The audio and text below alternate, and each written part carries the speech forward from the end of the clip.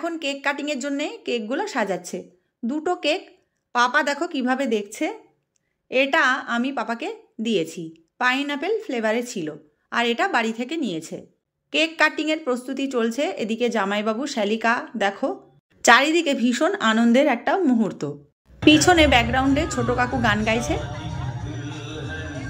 Cake কাটা হলো এবার। আমার পাপা যেন খুব ভালো থাকে, অনেক বড় মানুষ হয়, তোমরা আশীর্বাদ করো। দেখো কি মিষ্টি করে কেক খাচ্ছে। একটু ফ্যামিলি ফটো হলো।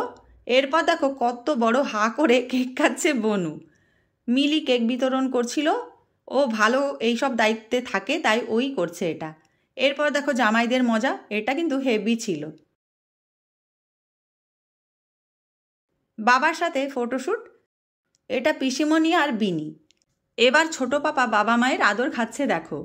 এরপর যা হলো, এরা যে কি না করেছে কি বলবো।